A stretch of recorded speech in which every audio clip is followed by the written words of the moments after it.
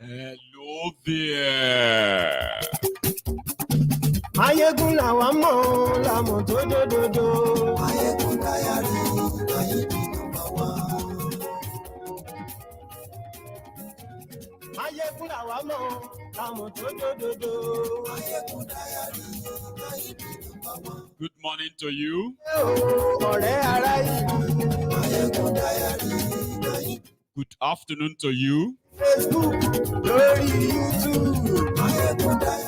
And good evening to you from wherever you are joining us. Mayegun já wa sí. Mayegun. This is Mayegun Live. Pẹ̀lú kì í bò níbẹ̀ o. Call it a brunch time with Mayegun. Bó bá ṣe eré, àní Mayegun. It is morning in America. It is afternoon here in the UK. Wà á gbọ́ níbẹ̀ o. I think it's the same in Nigeria too. Mayegun. And almost across all European countries. It is almost evening time if it's not an evening time already in India and some part of Asia. Thank you so much for joining me, because here we call it a brunch time, breakfast and lunch.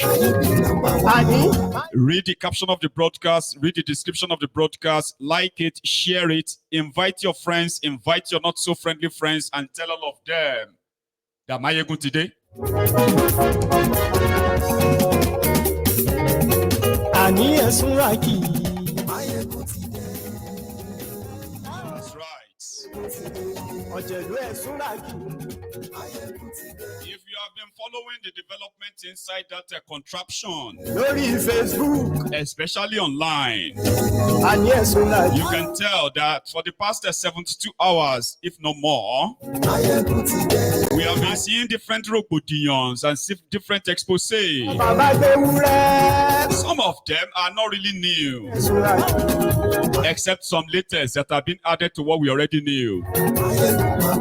The point here is that we have a category of people that are so triggered because they do not want some certain information to hit the public. They are gaslighting people, they are blackmailing people, they are threatening people Àní ẹ̀sùn rà kì í. because their favorite is currently on the hot seat. Bá.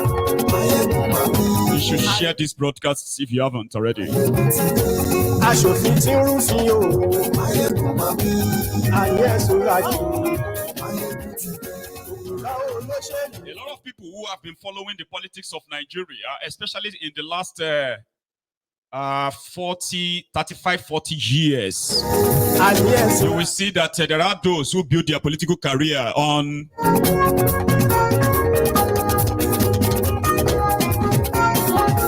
Mayegun ti pé.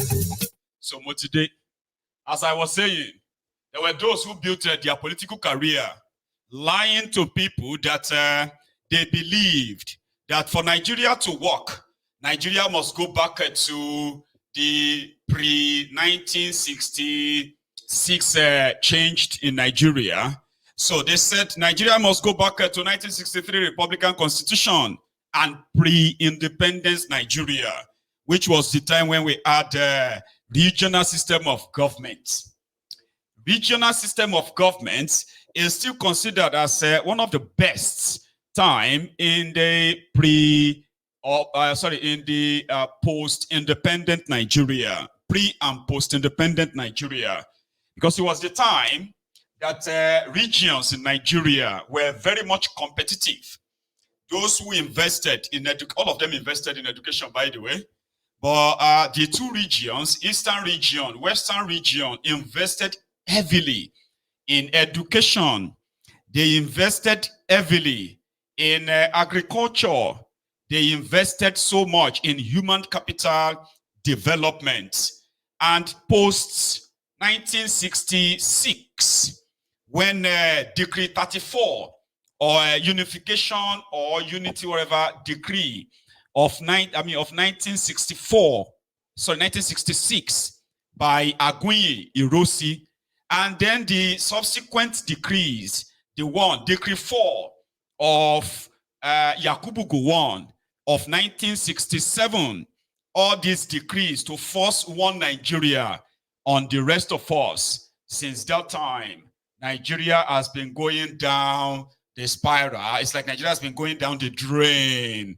So yeah, there were people in Nigeria that built their political career lying to people that for us to actually have a real country, we must jettison this fake democracy, jettison other fake, government they foisted on us, military or democracy and others, that we had to go back to regional system of government. And they even kind of formed a political party around that. I am talking about the pro-Nadeco guys. And you know that Nadeco is not just a Yoruba thing. It was a Nigerian thing where people from all parts of Nigeria who were opposed to military rule, right, at the time, whether in Nigeria or in exile, right, they believed that if Nigeria is to work, everybody should go back to where they come from. Everybody should go back to their regions. Everyone should go and develop their own system of government for their region. And maybe the center, which will be the center of Nigeria or central government, ceremonial, by the way, people can pay taxes to them. A lot of us who went to school in Nigeria, especially in the 70s, in the 80s, and some of you in the 90s too, right? You will remember that we were raised to believe that the best time of Nigeria was when Nigeria was practicing regional system of government. We were taught of how beautiful it was. The likes of Okpara, the likes of Azikiwe, the likes of Awolowo, Amadu Bello. These guys were, they were like folklore heroes where everyone from this part of Nigeria will tell you one great thing or many great stuff that these guys achieved in their regional, capacity. Premier of Eastern region, Premier of Northern region, Premier of Western region. And most of us today still brags about their achievements. Most of those achievements that are only existing on paper now, destroyed by those who were supposed to have been the beneficiaries of those great times, the Tifnubus of this world, and others like that, right? Who have taken advantage of a rot that Nigeria has become to build an empire for themselves, an empire that these folklore heroes, Awolowo, Azikiwe, Amadu Bello, they never had the chance of building for themselves. Now, these guys, these men have destroyed education. They have destroyed human capital development. They have now created a cult-like followership where poverty is the only identity card they give to their followers from the east to the west to the north. The political class have failed the people, and they continue to fail the people. They continue to force this one Nigeria on us. The idea of one Nigeria, we are one country. We are the same people. No, we are not. We are not the same people. We are not one Nigeria. We have never been. So recently, a group came together and they said, you know what? We would, for Nigeria to kind of go back to regional system, they would have to go through the National Assembly. We knew it was never going to happen. But we just didn't know that they would actually put it before these unpatriotic criminals, the National Assembly. And unfortunately as well, we never believed that those who built career on Awolowo this, Awolowo that, will be the champion of rejecting the same idea. Let's go back to regional system of government. Let everybody go back and take care of their own affair. So that the Fulani terrorist that believes that Nigeria is their own, the estate of their forefathers, Uthman Dan Fodio, the first official terrorist in Nigeria, the great-grandfather of the current Sultan of Sokoto, the families of a terrorist using Islamic religion terrorism to hold on to Nigeria. So they won't have that dream, or we can kill it once and for all. That if you have anywhere that you manage, your forefathers managed to conquer the Borno Empire, that you didn't even conquer Borno Empire, so to say, but the Hausa kingdom that you subjugated, and then you killed their leaders. Keep it. That is the only way, the only place your forefathers managed to use terrorism to claim. They didn't cross the middle belt of that part of Nigeria today for you, their descendants, their children, to be bragging that Nigeria is the real estate of your forefathers. Who is your forefather? Tani forefather. But we have a weak men, greedy men, selfish men, parading themselves as representatives of other part of Nigeria today. Selfish, greedy enough that what they care most about is power, money, and what have you. They do not give a damn about their people. They continue to force Nigeria on us by saying we are one Nigeria. And here we are. Everybody is fighting for what is called the identity crisis. Identity crisis. I know my papa. I know who I am. And I know my history. I am a Yoruba man. I am an Ijebu man. From a larger space that is occupied by the Yorubas. You are an Igbo man. You are an Ijo man. Or maybe you are an Shekiri man. Maybe yours is Ugep as well, right? Everybody knows where they come from. But the only problem is that these criminal politicians want us all, right, to ignore that and begin to fly this fake one Nigeria identity.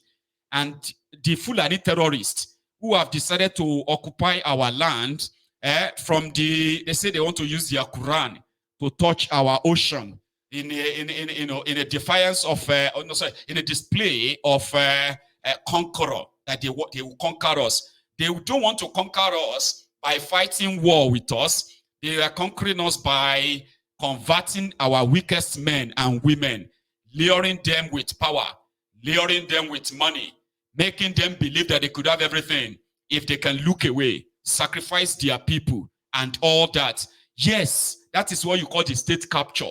So yesterday, when they said this bill popped up in their National Assembly, the first set of people to reject it, they are no other than the descendants of Afonja, the Afonja the betrayer, the children of Afonja, the ones that are ready to sell their brothers for 3 shekel of 3 pieces of silver, as long as they can make them Senate presidency, the Senate leader, make them presidency, make them governors, and give them all this position and luxury that comes with it. But there are those of us that have never lost our identity. We have never lost of who we are.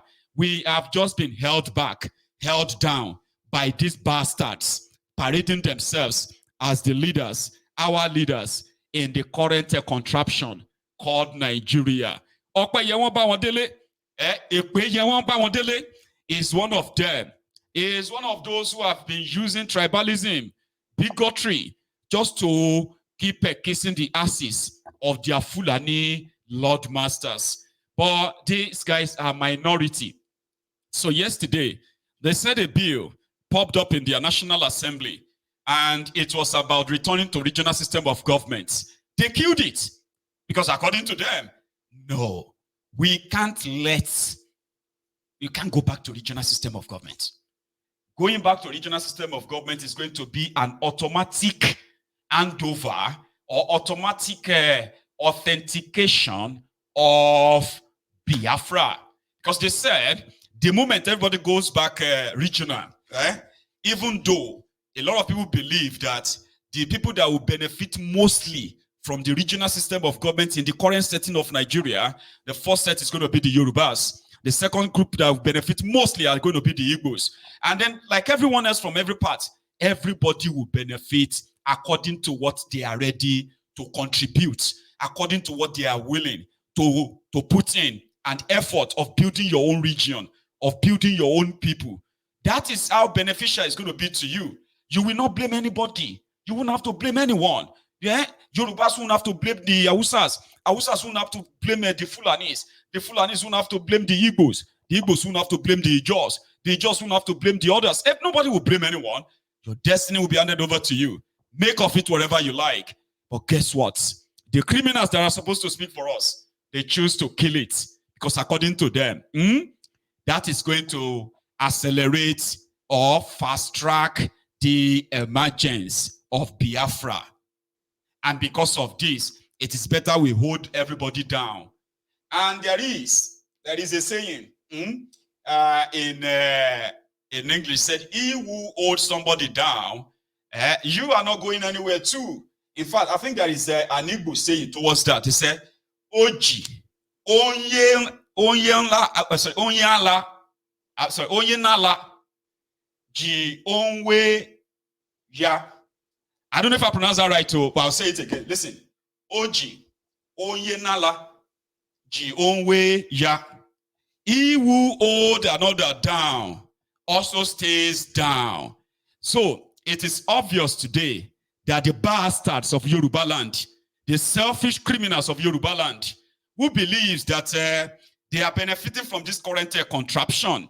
A Yoruba guy is in charge of Nigeria. Why should they go small when they can go big?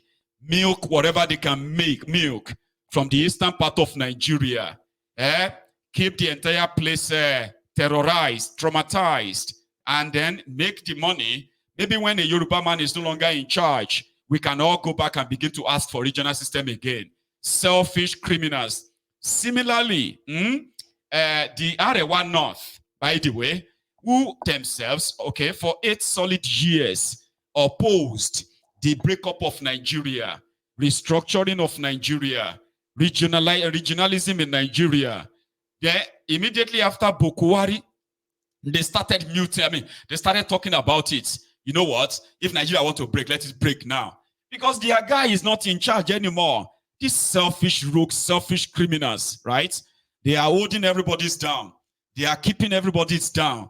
And none of us is benefiting from this contraption, except them and their family members and those they wish to share the whole place with.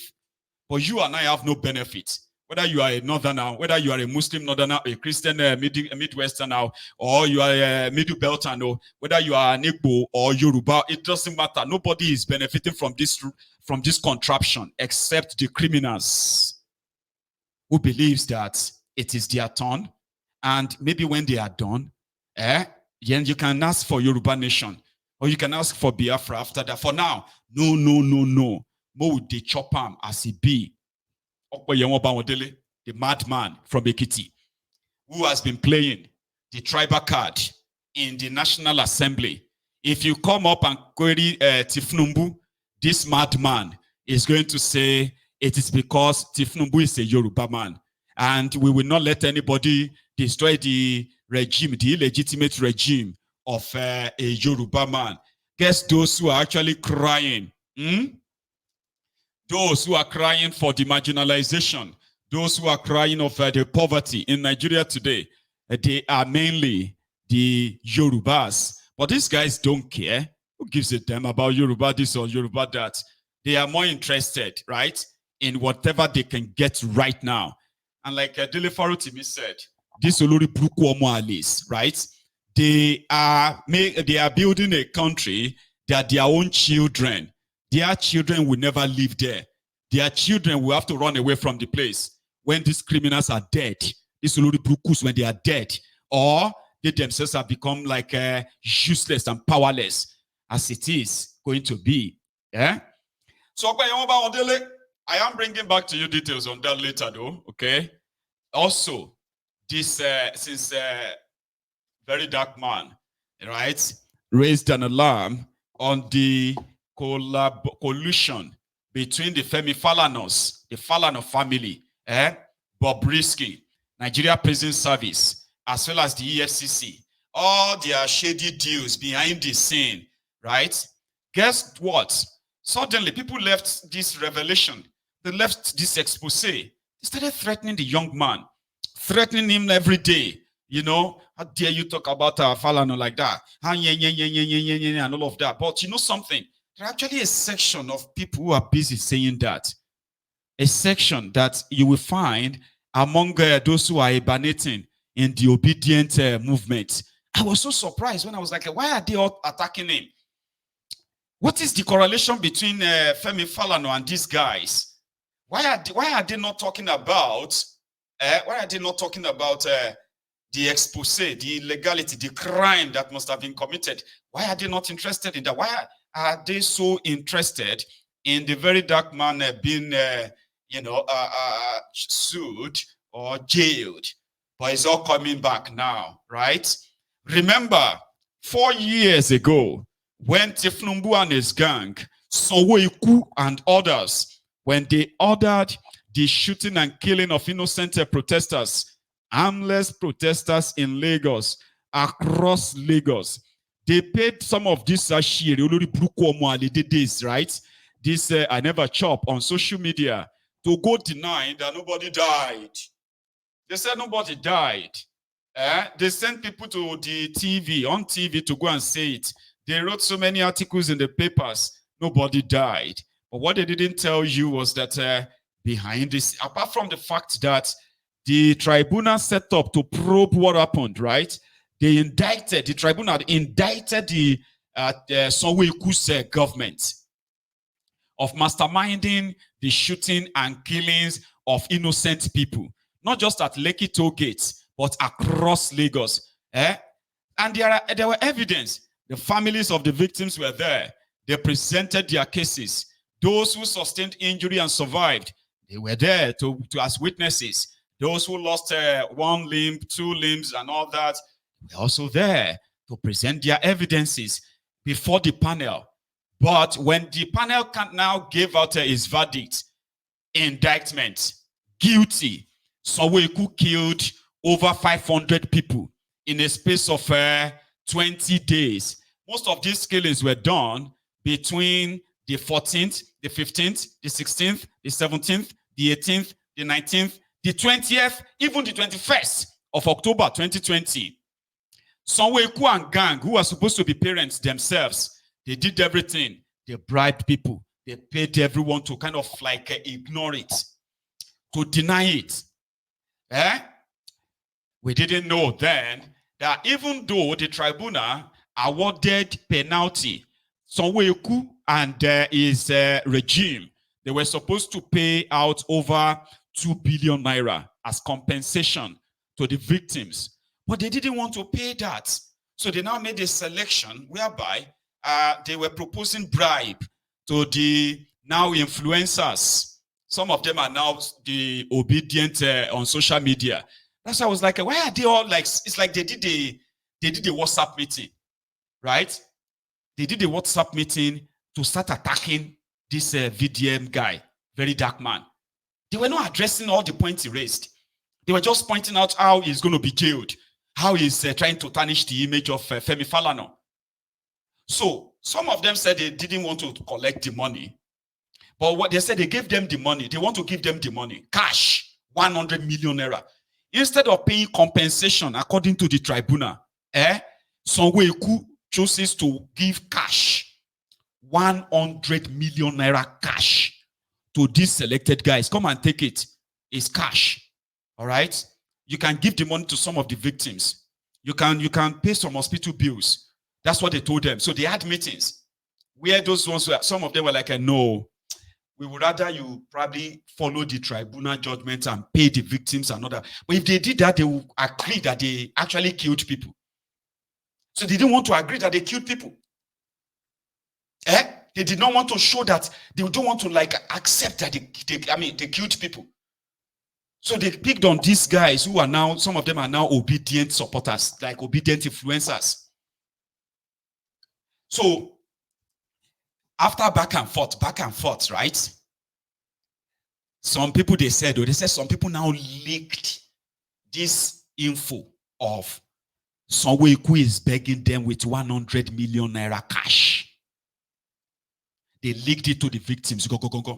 Those ones that got shot, those ones that got their legs cut off, those ones that have lost their eyes or lost anything, suffering, those who are still in the hospital, who have not been able to, they leaked the information to them. And those ones started like contacting and calling these influencers. Hey, please collect the money now. Hey, collect the money. We need money. Say, Shakpa Malekun, Shakpa na one crazy weapon in Nigeria. So back and forth, right? They're going to say, okay, we go collect the money. Meanwhile, there is another group. Nigeria, that country, is a mess.